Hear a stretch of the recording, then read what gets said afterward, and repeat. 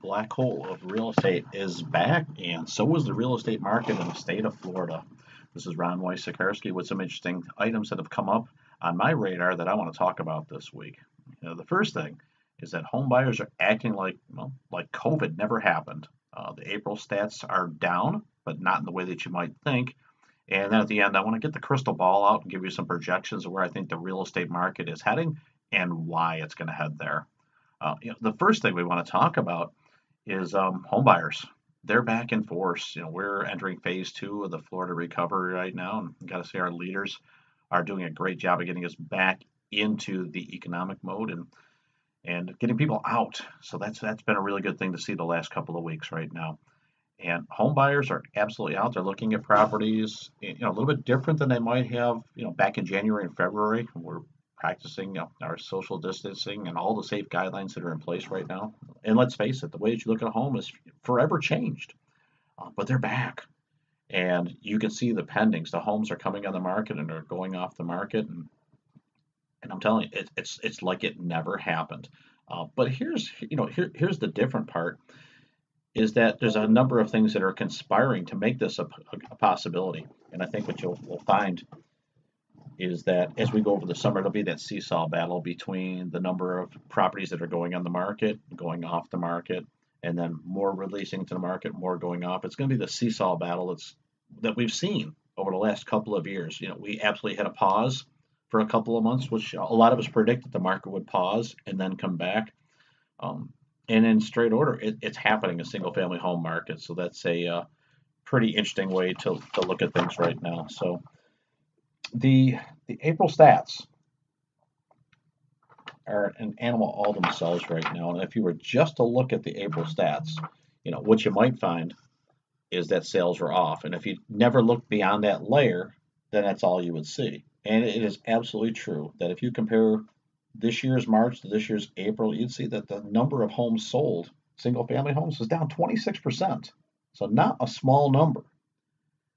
And if you look at last April compared to this April, it'd be 27%. And you would think, well, geez, the sky is falling, the end is near. And it's just not the case. Because when you look at the real numbers, there was about 500 sales in March of 2020, and there was about 500 sales in April of 2019.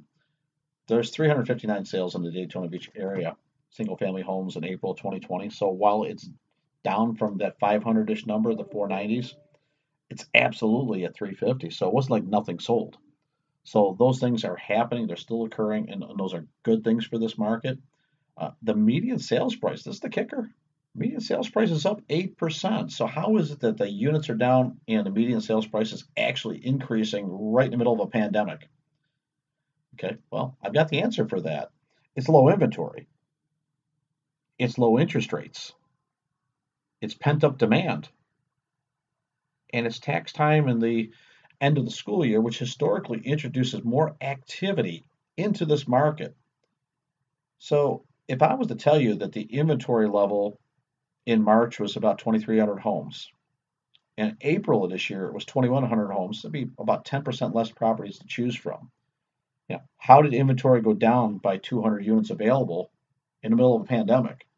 It wasn't on withdrawals because the units were there to match it.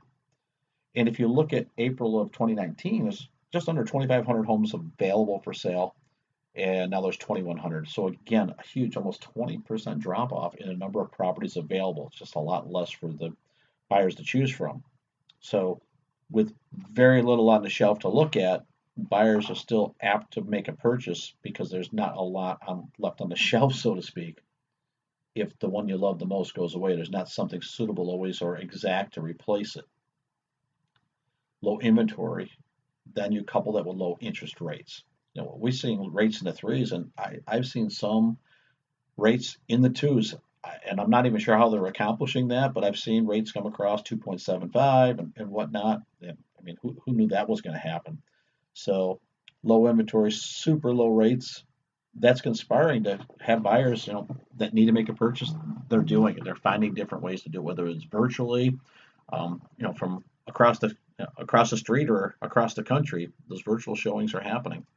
It's just pent up demand. There's a lot of people that were in the process of a home purchase early March, and they absolutely paused for 2 months. And all that pent up energy is accumulated right now. I believe that what you'll see is June pendings and closings will still be a little bit off, but by July, I think we're largely back in the single family home area of this market. Now, it doesn't mean we're all the way recovered, and commercial is suffering at the moment, best I can put it. And condos, because they're second homes or vacation homes or Airbnb type of properties, those are still off because not many people are traveling, driving, flying, whatever it is to come to Florida. The resorts are not open yet, so there's less reason to travel. So that, those are still being lightly used. I think it's going to take longer for those to recover. So there's going to be different stages of recovery within the real estate space. So single family homes are the ones that are more apt to recover quicker. And I believe after that you'll see them. I think that the condo type and the vacation resort and second home property comes back next. I think commercial is going to be the laggard because we're just not sure what retail and business is going to look like. You know, that's a big unknown, and I don't even know how to resolve that. So if you think about where the market is heading, well, let's get a crystal ball out and let's talk about that. We believe that it's going to take longer for a seller of a home to get comfortable with the idea, especially if they're owner occupied or there's an at risk member or they're just scared. It's going to take longer for them to get comfortable to put their home on the market and allow people to come in that they've never met before. So I think that's going to take longer. So the inventory might lag behind. And what will spur some people to get off the fence when they're comfortable will be the fact that there's buyers out there. And there's a lot of buyers chasing fewer homes. So at some point, an economic decision is going to enter the picture for a home seller. It's like, well, when will I be comfortable? There's buyers out there that are paying, a fair amount for it right now, perhaps even top dollar unexpectedly in this market. That will shake a few of the sellers off the fence, and they may overcome that fear. And I believe the early adopters are more likely to see the better prices, at least in the interim. Nobody knows that interest rates are going to stay in this 3% range or whatever it is forever, but probably for the foreseeable future. I don't see a big spike in interest rates coming. What might happen is we might see an ebb and flow of inventory. And if there's 21 homes available in the month of April, will it be 2,500 in May? Will it be will it dip below 2,000?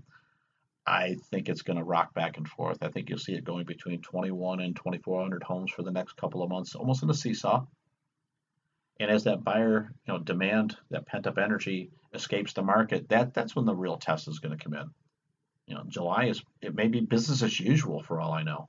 And it looks like that in the single family home area. Schools are going to, be letting out next week in Florida.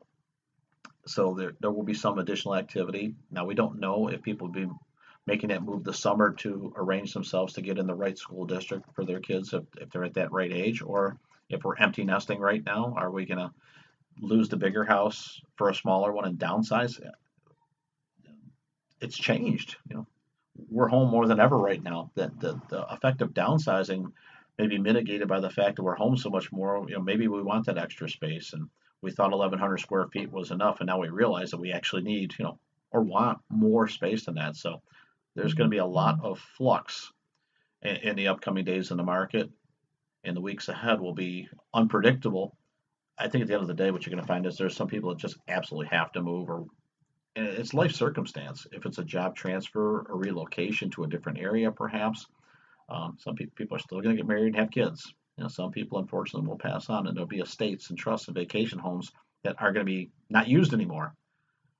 So those are going to have to be sold as well. So most of the normal players in the market are here, and those sales, they occur in good markets and bad. If you go back to 2008, there were still people selling. I mean, there was record inventory. There was all kinds of homes in the market, looking for, chasing a buyer, so to speak. And there was actually buyers that had to move that were still buying, even in the middle of the biggest financial crisis we've probably ever seen and will see. There were still people buying houses because the difficulty of trying to navigate that financial market was outweighed by the fact that got to move. So we'll see some of that. There's absolutely an opportunity for a first-time home buyer to get into this market, have a good opportunity with a life, it may be a lifelong low rate. I mean, if you were to buy a home that you're going to settle in for 30 years, think of buying it at 3% interest as opposed to like 7 or 8 that it might have been, a generation ago, and 20% a couple generations ago. So that's a huge start in life and savings. It just remains to be seen, will they want that property, and are they comfortable, stable enough to make that purchase? I think they will be. I think right now with low rates and employment, even though we're in unemployment right now, I think that bounces back. And I believe that next generation of buyers is going to be ready to jump in and see the advantages over the lifelong savings of the interest to jump back in and make a purchase where they might not. You see, rentals are the kicker right now. Rents are so expensive right now that you can own your own home for a fraction of the price. And for, let's say, a relatively small down payment, 3.5% with FHA, or if you're a veteran, no down payment, there may not be a better time to buy in the next 10 years if you're a first time home buyer to get yourself into that space. Investors, it's absolutely an opportunity for you as well if you're looking to buy and hold. Uh, with the rental market the way it is, that's still attractive. So when you boil it all down, what does this market look like? The end is not near, and it may take a little longer to recover for condos and commercial space, but single family homes right now, what I see in the month of May, the buyers are acting like COVID never happened. And that's interesting. It was unexpected and it's absolutely a twist, but it's real. And I don't think that's going to change. So if you're even thinking of purchasing in the market and you're comfortable doing it, there might be some competition out there for you. And if you're a seller who's on the fence about putting your property on the market, weigh the risk. If you're comfortable, there's probably a financial advantage to being on the market right now with very little competition. There's a space for each party to win in this market. It's right now it's fairly balanced. It's not tipping to a buyer's market. I can see that. And the lowball offers that are out there, I mean, they're being laughed off right now. I don't see anybody buying a $200,000 house for 100 grand. This is not 2008. And even in the commercial space, we saw one this week that an offer came in at 80% of the list value, and it sold for full price. So there was two competing offers. So there's even in the commercial space, there's competition right now. It's unexpected, but it's where we're at. So that's what I have for you for this week on the black hole of real estate. Tune in next week, and if you like it, click, comment, give us a thumbs up. We'd love to hear from you.